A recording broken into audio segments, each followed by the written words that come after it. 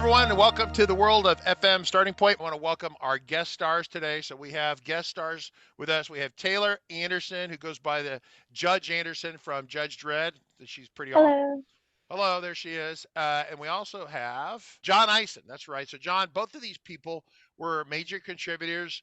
Not all the contributors, just the contributors that had a free moment to come and share a little time with us mere mortals to show us what they were working on. So they are here to backstop the conversation about FM Starting Point. So let's talk about who we are briefly and why should you care. So if I press the button here, I'm going to make myself a little bit less Richard. So if you go to fmtraining.tv on the website, you can see that we are here. We have a training tab right here, a set of tabs here across the middle.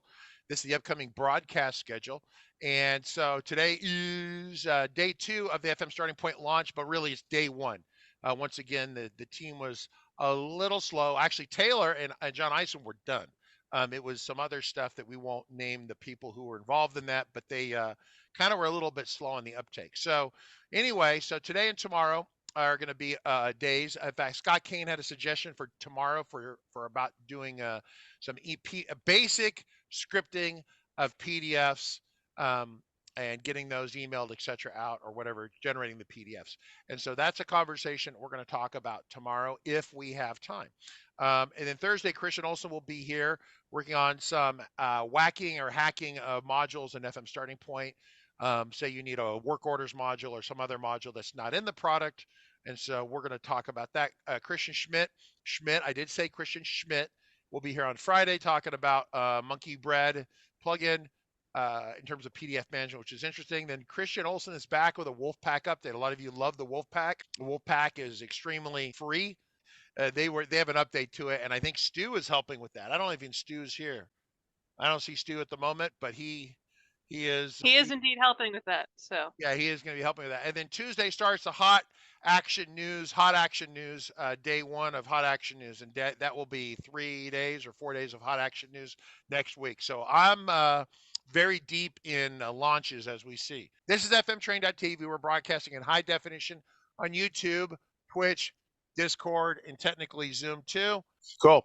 So up here at the top, once again, as a reminder, fmtrain.tv. Every day we're doing the live streams at 1 o'clock.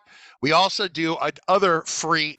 In fact, I got an email the other day from someone, and they go, "Well, it seems really amazing that you have FM Starting Point, and it's hard for me to believe it's totally free.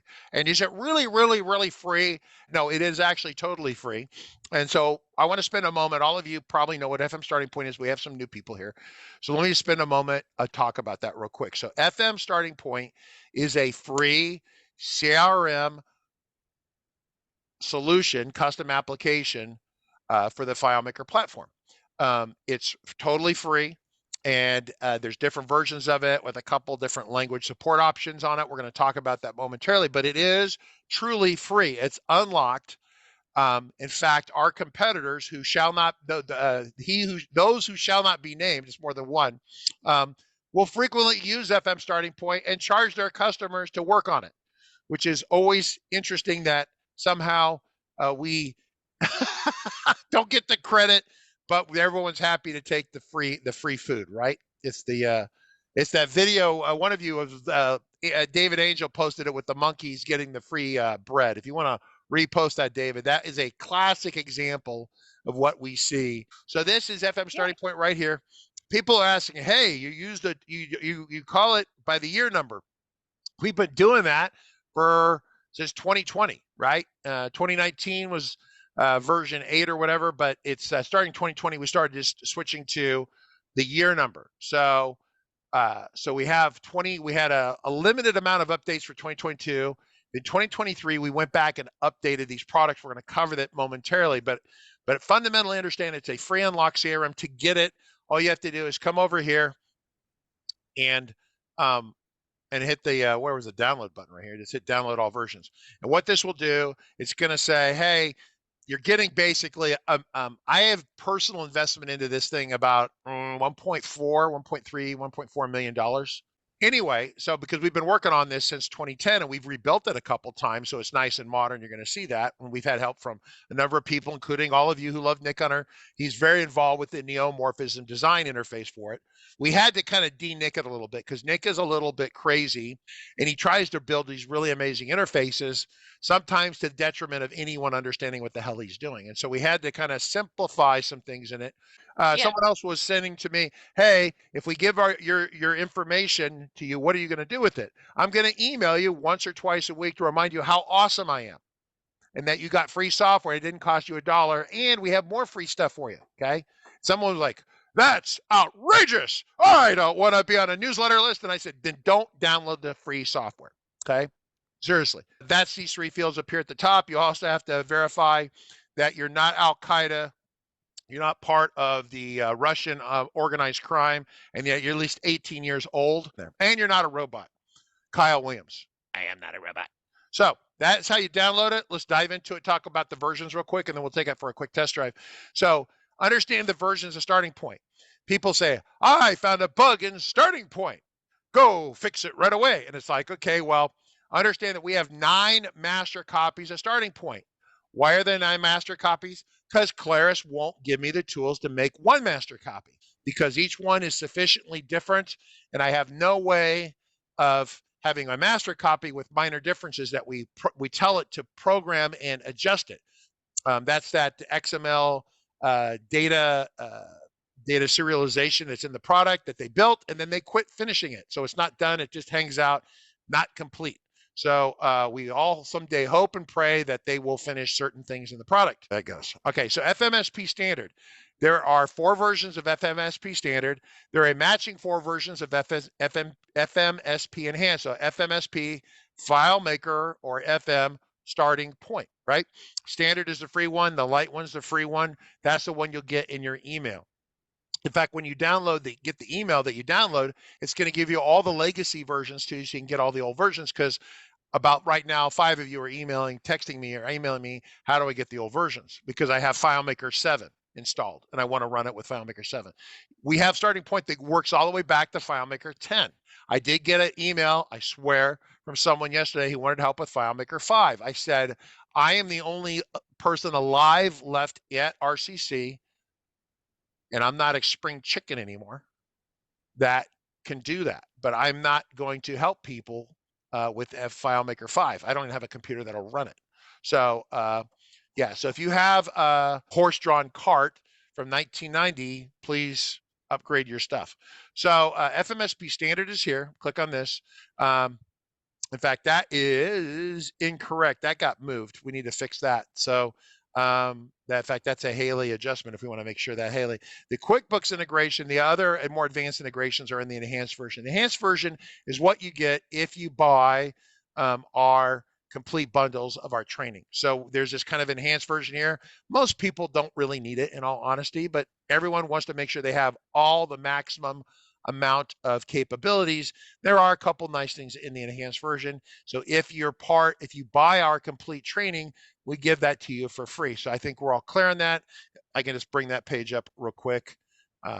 This right here. So if you go to fmtrain.tv, you go to bundles. This is how you support the free channel, support the free Starting Point. You like Starting Point, you're one of our competitors, and you want to support us, which would be funny, it'd be great. Feel free to buy one of the training bundles. The Plus and the Complete come with FM Starting Point Enhanced. Anyway, cool. So that is also the base stuff. Now let's talk about languages. Some of you go, hey, how come this isn't in insert language? Japanese, Chinese, Dutch, Spanish, German, Italian. That's because no one from those countries is trying to hire us, right? So as a result of that, and once upon a time, we had in Starting Point 3 back in the day, we had localized versions for all those. It cost me $50,000, $60,000. I made back about 10 grand on that investment. So not a good use of my money personally. I've always offered for people, say, hey, if you really want to make a localized copy, feel free to do it. Everyone, as Christian Olson this morning said in the staff meeting, it's easy to start a project. It's hard to finish it. Finishing a big project like making a free CRM or even localizing it is a lot of work. That's why you don't see these other people, I just made Spanish or I just made, Chinese or something, right?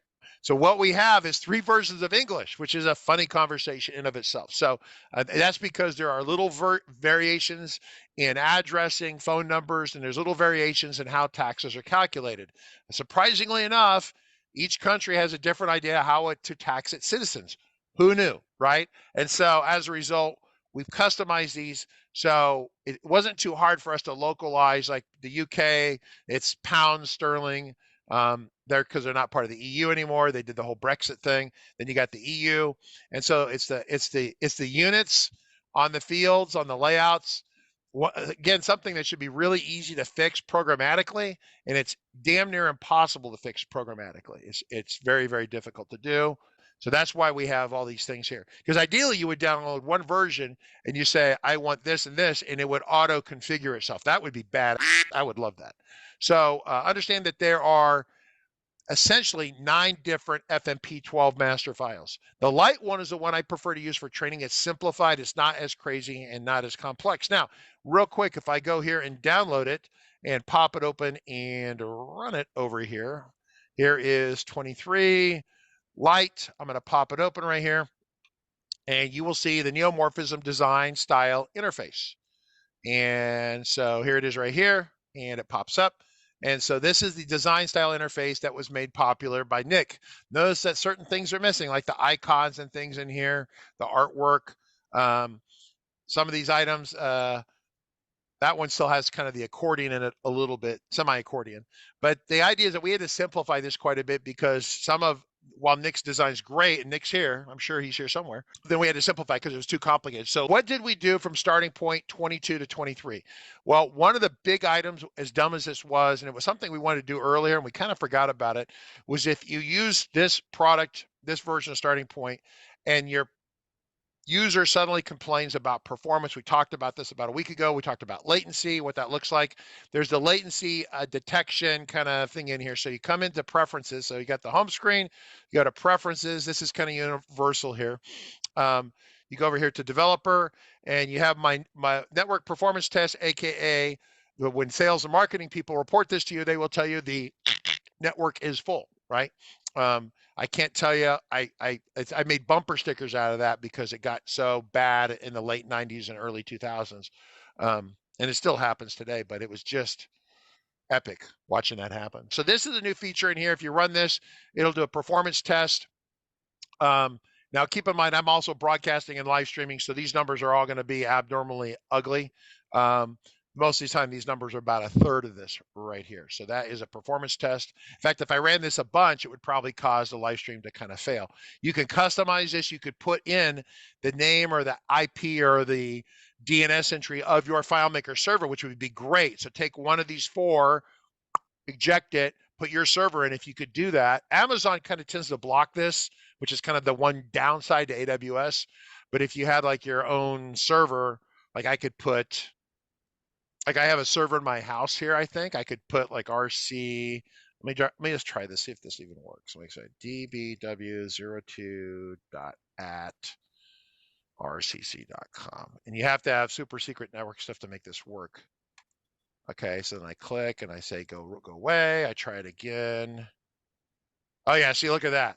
And even that's pretty slow. It should be about half a millisecond, but right? So there you go, pretty neat. Yeah, and that's because of the live stream. So you set your own FileMaker server in there, and that can allow you to ping that and get that speed. It's pretty cool. All right, so I'm going to bring in Jon Eisen. Jon Eisen and Taylor, you 2 characters, are you there? We are. We are. So what I'm going to do, so Taylor's there. Now Taylor, we don't think we have to have Taylor show her screen, but she's prepared if she has to. What I want to do is I'm going to dump this to Jon Eisen, who's actually kind of, he passed his certification test. It was the current FileMaker certification test is a 19.1 test, but he passed it anyway, even though some of the questions are like really wrong. So very exciting. But he did pass it, and so he is now a fully like Pope and holy water. You're now blessed, my son, as a senior engineer. So why don't I'm going to quit sharing my screen. I want you to share your screen. Walk us through what we did on the cleanup. So in terms of a lot of new features, Sure. there's not a lot of new features. This was a big issue on cleanup and what we call quality of life improvements for the product. And so what we tend to do for that is use a product from Goya, the FileMaker Australian developer company. Guy's name's Nick Orr. He is as awesome and as nice as any of the FileMaker people I've ever met. Very much kind of like a Christian Schmidt, but they make a big diagnostic analysis product called Base Elements. So here's the problem real quick. So just, hey, can you go to their website real quick? Go to Goya. And this is something Yeah, I let me think pull that up.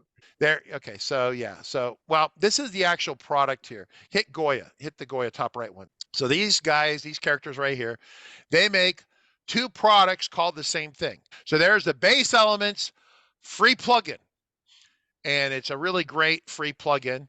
And then and then you have there's the plugin, right? And a lot of people use it. It's, I think, different than Monkey Bread, but kind of conceptually similar, but it doesn't have all the features that Monkey Bread does in it. But some people like it. That's fine. I have no problem with that. But then their other Base Elements product is this analysis tool over here. So what do you think about this? What does this do for you? How does this work, Jon Eisen?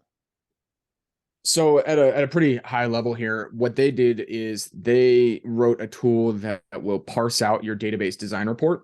So for those that aren't familiar with that, you can come into your FileMaker solution. I have a current copy of FMSP 2023 US standard.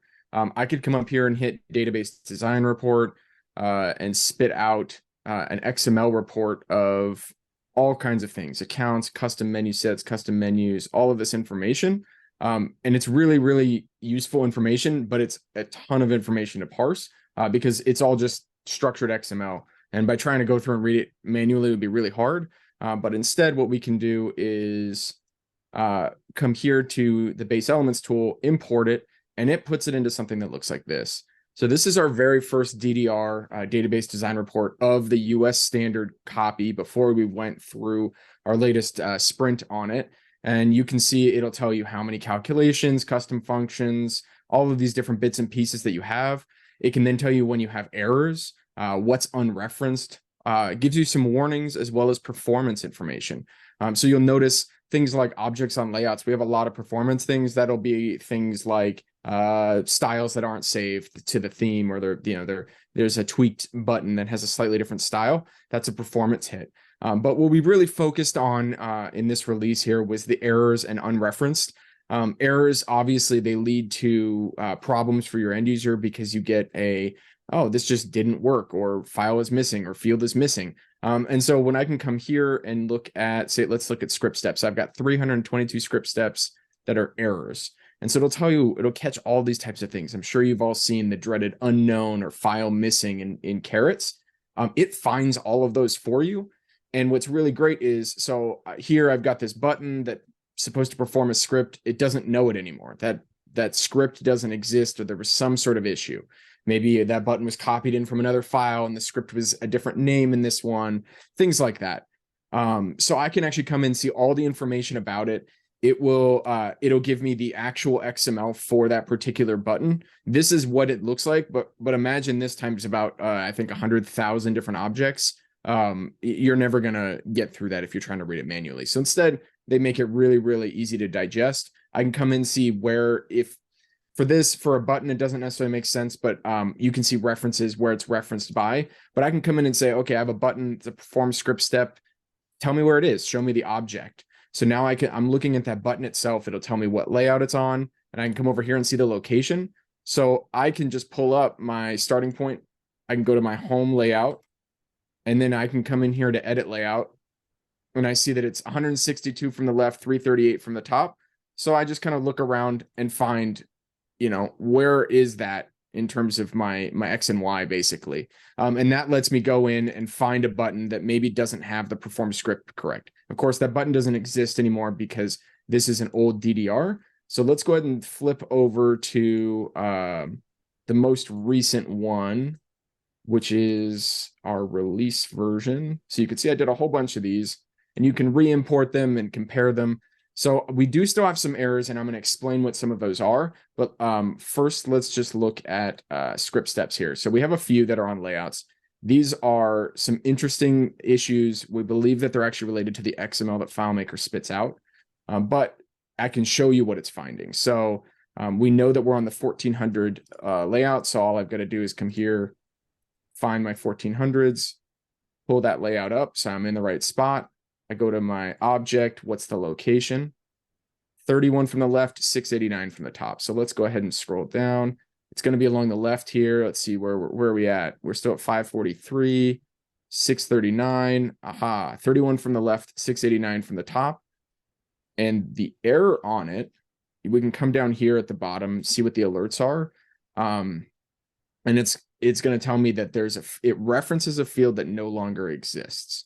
So that's a very strange error, and I'm going to talk about that in just a second. But using the location and the layouts, I was able to find the button. I can come look at it, right? So we can check this script. Does it have any issues? No, it doesn't. This is because my script workspace is changing over from light mode, but the script exists. The parameters are there. There's no errors. We don't have any unknowns or field missings.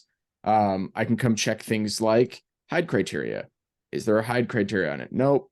Is there conditional formatting? Nope. So what happened is, and we're not 100% sure why this is, but if anybody runs a DDR on a fresh copy, they're going to probably get this error. And we're thinking that there is an issue here in this XML. It references some sort of field that doesn't exist, but we can't fix it. We think that's something that FileMaker's putting out, but these are kind of what your errors look like. And that's the trick that we took was, let's go ahead, find all of these layout errors and then hunt them down. Here's what one might look like. And I'll talk about why this is here, this barcode creator. So we know that this button, so this is a perform script step. It's an error, but we want it to stay in there. And the reason for that is this is just in a script. So I can see that we're within a perform script. Here's the name of it. So really easy to go find.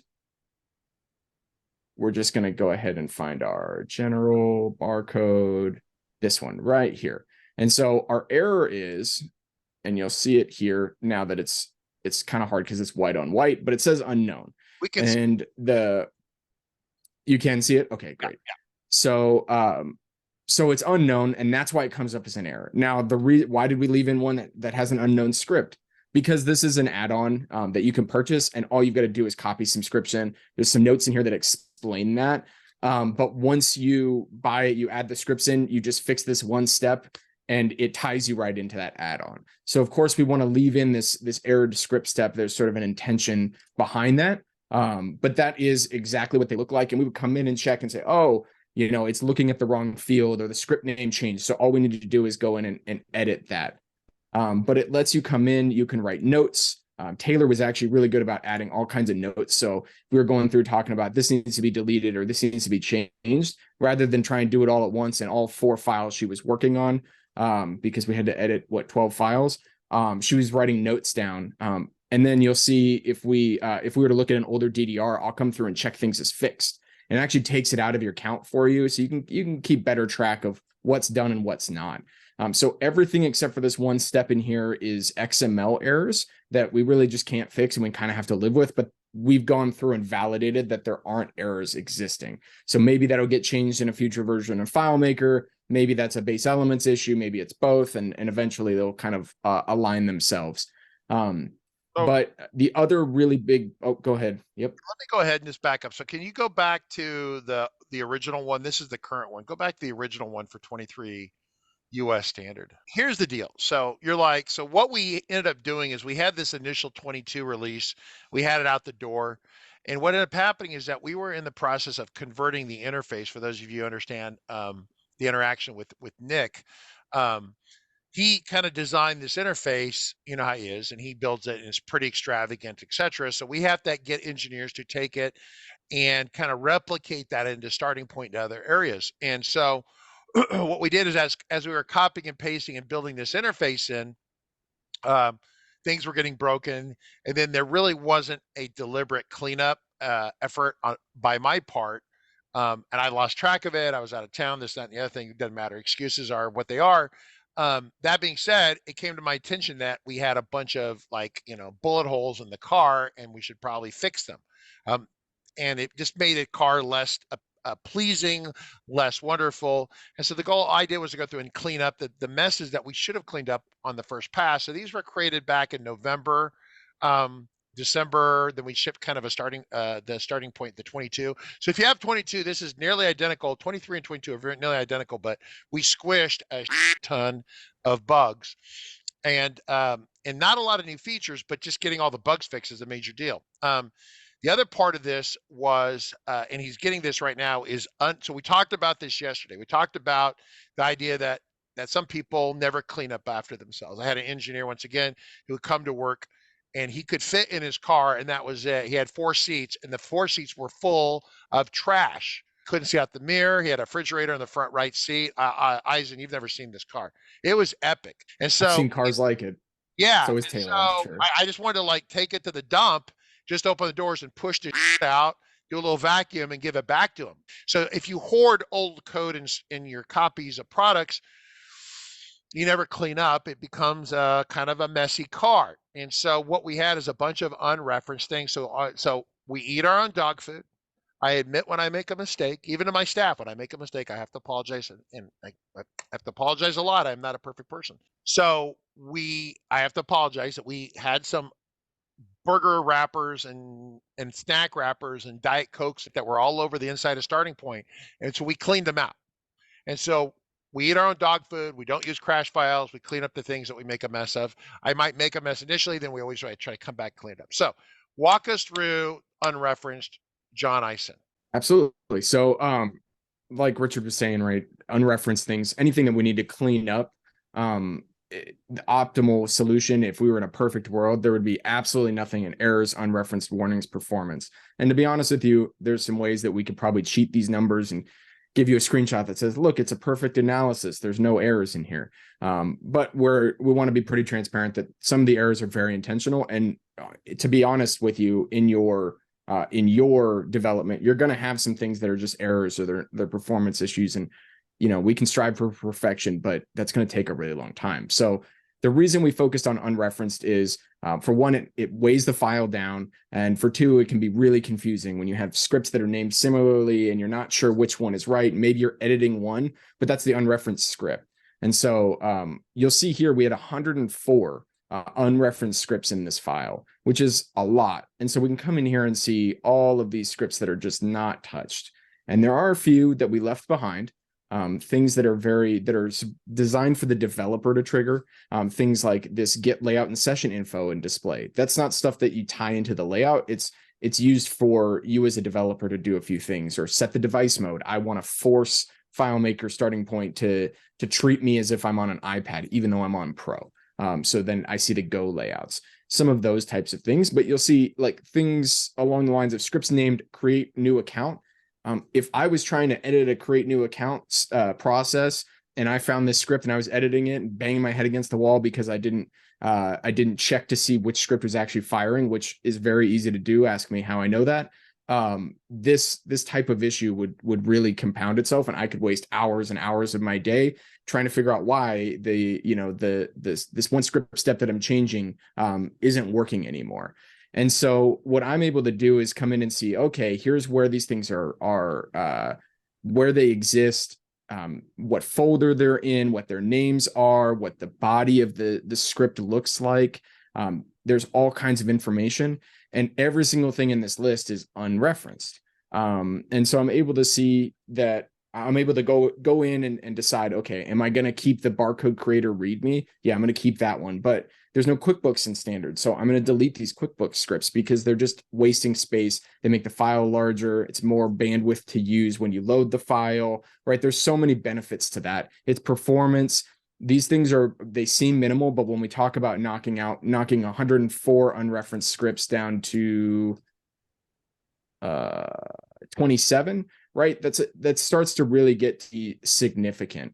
And there's tables and table occurrences and table fields that also matter. You'll see here we still have 46 unreferenced table occurrences. Things like that in your relationship graph. The bigger the number, the more that FileMaker's loading, and for no reason. Unfortunately, FileMaker doesn't do any sort of garbage collection that I know of, where if it's unreferenced, it ignores it. In some compiled languages, you actually get the benefit of the compiler saying, oh, you never use this, and it just throws it out. And so you don't really get that much of an improvement. But with FileMaker, you're loading all this data every time. So I walked into a file. I'm not going to talk about who it was. It was a client that had well over 1,000 unreferenced scripts. And part of that was just because he would copy folders as backups and then never delete those. And so you'd end up with 3 or 4 backups of the same folder, basically nothing had changed, and you have all these scripts to load, or table occurrences where he's creating tons and tons of extra TOs. That's a class 5 hoarder. That's a class 5 hoarder. It is. But this will help you identify. If I come in and I say, I don't know where this script, what this script is for, I can come in and, oh, it's unreferenced. Okay, let me decide whether or not that makes sense. So you'll see when we look at these, we have a few in here that stay. Things like these 3, I happen to know they get called from the calendar. So we don't want to change them. We don't want to rename them, but FileMaker has no way of knowing that the web code in the calendar is going to call those scripts. So you still have to do some digging. You still have to use your brain, but it'll help you narrow that down as opposed to just looking at a list of 924 scripts and saying, huh, okay, I wonder which ones I should look at first. But take a breath, just get something to drink, take a breath. You're going 9,000 miles an hour, which is fine. I think some of these people here like it at 9,000 miles an hour. So for those of you who didn't follow what he just said, an unreferenced script most of the time will actually not be referenced. However, you can call a script via a calculated value, which case the FileMaker won't know that you calculated the value to be the script name. And so in which case, the fact that it says unreferenced is a lie. The other part is what he just said. I'll say it slower. If you have JavaScript going on and you're going back and forth talking like to the built-in calendar, which is in FMSP here, if you want to just kind of jump over there and show that real quick, backstop what I'm saying here. Yeah, just go to browse mode and just kind of demo this. Yeah, so the calendar will call back to FileMaker and call specific scripts. The FileMaker in the XML from this base elements report doesn't have this telemetry. It doesn't have this data. It doesn't know that it's being called. So it could report it as not being used, and you could delete it and suddenly your calendar doesn't work anymore. So finding all the unreferenced script steps, what I'm saying more slowly is that instead of saying select all and hit nuke these suckers, a little bit of thought is required. Notice I'm breathing here in between these sentences to let everyone absorb this, right? So John's doing a great job, but I just know that what some people just heard is, hey, it's unreferenced, delete all that and you're good, right? And he didn't say that, but I could see where you might think that. So Taylor, you want to add your sense in here? We want to jump to Taylor, talk about, because Taylor worked on Light a little bit, right?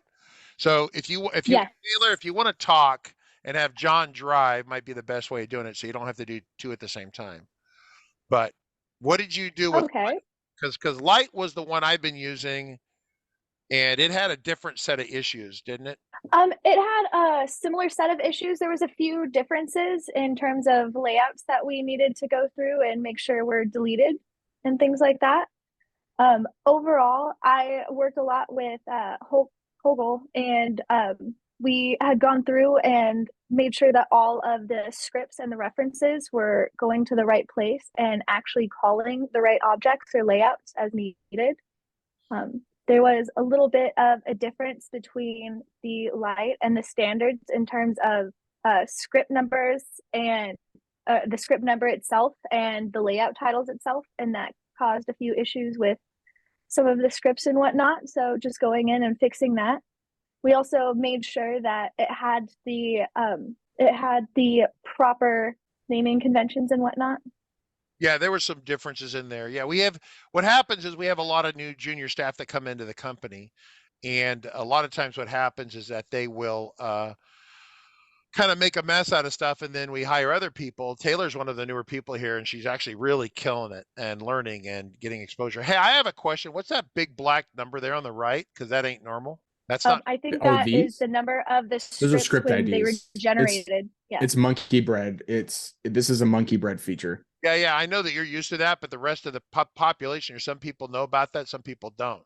So here, hold on, I'll turn it off. No, you don't have to turn it off. I'm just saying that's fine. It's just okay. Not normal, right? That ain't normal, right? Yeah. All right. So Yeah, no, it's a great feature of Monkey Bread. yeah, see, half the time we spend in these live streams is promoting other people's. Our it's free except for the training, and their stuff is paid for. So yeah, so you have a checkbox in there for that stuff. That's pretty great. Yeah, so cool. Yeah, pretty neat stuff. So there was a question here from Stu. John, if you want to look on Discord, he says unreferenced and quote scripts colon, what is your preferred method of documenting used but unreferenced scripts so you don't have to figure out which one you need, every time? And I would say that for me, it's not been a fully coherent thought process. I'm just being honest with you. It's a really great idea. We do that. A lot of times we will, if you open a copy of FM Starting Point and where it has a lot of web interaction, like for the folks like if you go to, what we normally end up doing I is was going to say, called web processes. Do not rename under the penalty of death is literally what it says. You're not gonna you'd be a little nicer. yeah, like that. Do not rename or you will die a horrible death, right? I've actually seen that in code from other video game programmers and stuff like that. If you change this, you will be fired because it breaks the app across the board. So what we do is we have a folder of scripts that we just are like utterly off limits. Do not touch them. And that's for not for Starting Point. That's when you're building legitimately customized internal things, right? You definitely need to know that. Because once again, if you have a PHP web page or a DAPI web page, they're calling a layout or they're calling a script and you change that layout or script name, you will break that web implementation. Script. I have a little bit of input there for Stu as well, actually. Yeah, go. There's two things you could also do. I mentioned briefly that there's some ways we could trick the base elements into not showing things as unreferenced. You very well could write a script that just calls your various unreferenced scripts so they don't show up as unreferenced. Maybe add some comments to it so that way you have notes about why they're unreferenced, but you have them if you really want to hide them. The other thing that you can actually do, and I recently discovered this in base elements, I had never noticed, is I can come in and add tags. And so tags are these little you add an @ symbol. We inadvertently did it there. Let me see. One of these has. So the text is @C, and that will put in notes. So you could put one of those in your into your unreferenced script, and it puts in that there's a tag on that script. So that way you're able to sort of standardize the way that you're taking those notes. It's an option. I don't think it's necessary, but it's definitely something you can do.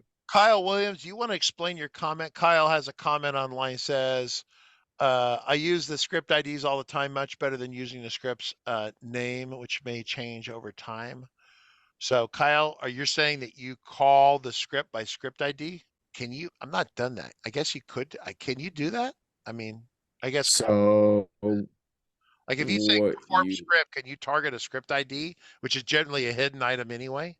I know you can target by script by its name. Can you target by its super secret number? I don't believe you can directly do that because you can do it by name or by that, but he's writing up an explanation right there. He's probably getting script IDs out of the file, and then that returns your specific. Yeah, it's way over the pay grade of the CEO of the company. So yeah, I tell people I don't want to be the smartest guy in the room. If I'm the smartest guy in the room, we are all screwed. If I'm making a universal script such as a web viewer feature, I need to store the ID in my JSON parameter, storing the script name. Oh, okay. Oh, because the ID never gets changed no matter how many times you change the. Yeah, but that makes sense if you're going from web viewer. But he's using the script parameter as documentation is what you're saying. He's using, because you still can't call a script by ID number, I don't think, right? We're back to that issue. Yeah, using the parameter to pass the number that you want to run, but it's not going to really run on that. Yeah, so. All right, cool. Run, script, idle. There are several custom functions allowed to translate the name to ID. Okay, Stu, well, there you go. Yeah, something I didn't know. So that's why this is about a team exercise here. Dug it in says, yeah, for layouts, ID works just fine. Yeah, so internal ID, MBS, yeah. So that's one of those sort of things. MBS allows by ID, yeah. So just keep in mind that with FM Starting Point, like I had this conversation one time with another CEO of another company, and he wanted me to put his calendar into Starting Point, and then you couldn't use the calendar unless you paid him to do it. It was kind of an interesting conversation. I said, you do realize this is free? And it didn't faze him. He goes, yeah, but I want their money. And I'm like, okay. So you get free starting point, but if you have to use the counter there, everyone's going to write you, not anyone else, just write you a check. He thought that was a really great idea. I did not think that was a great idea. So I tend to try not to put dependencies in starting point that require you to give anyone money except Claris. That makes sense. Claris has to have some money. They deserve it. It's a great product. They deserve it.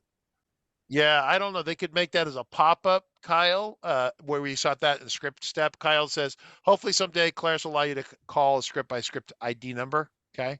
They would customize it, but keep in mind that while you love that super deep code stuff, a lot of FileMaker developers, you're in unfortunately the minority, or fortunately, either way, doesn't matter.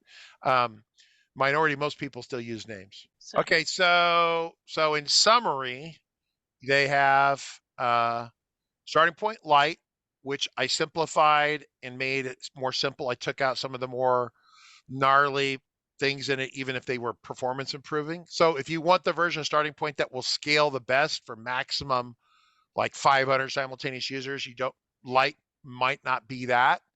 I think light could do a couple hundred pretty easily, but some of the way that we wrote the calculations are done for simplicity, not for performance.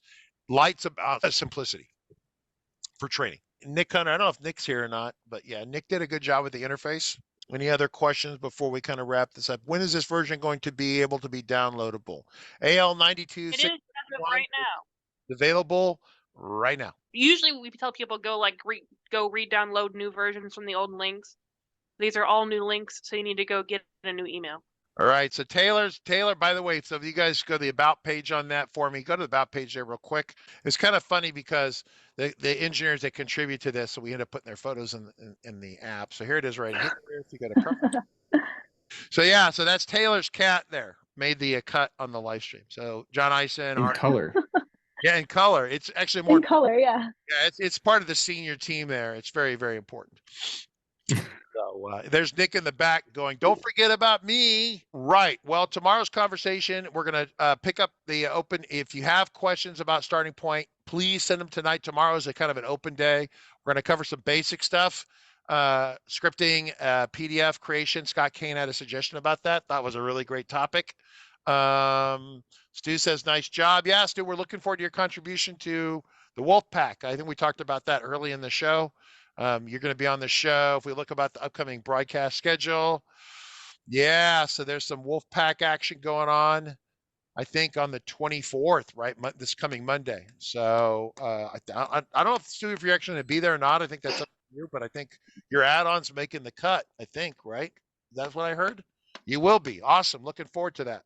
That is correct. Cool. All right. Well, it's a great team here. Once again, next week, hot action news on Tuesday. Can't tell you what that is. If I told you, then I'd have to kill you, and that would be bad because I don't want to kill my ratings on my TV show. The Nielsen ratings come out, and we're trying to compete against CNN headline news to get a better rating than they do. So we'll see how that goes. All right, that's it for today. See you.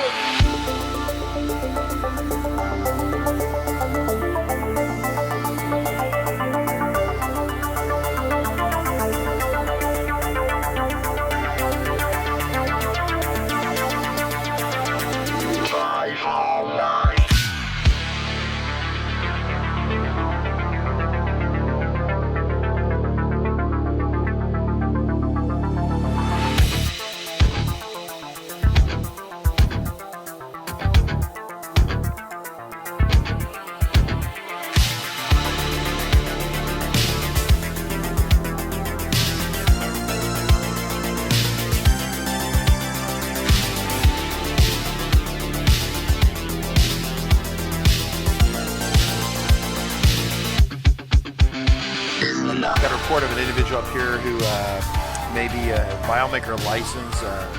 Well, it's potentially expired. Look at the back of that car right there. Looks like the FileMaker license has expired. Sir, I need you to step out of the vehicle. Sir, step out of the vehicle. Sir.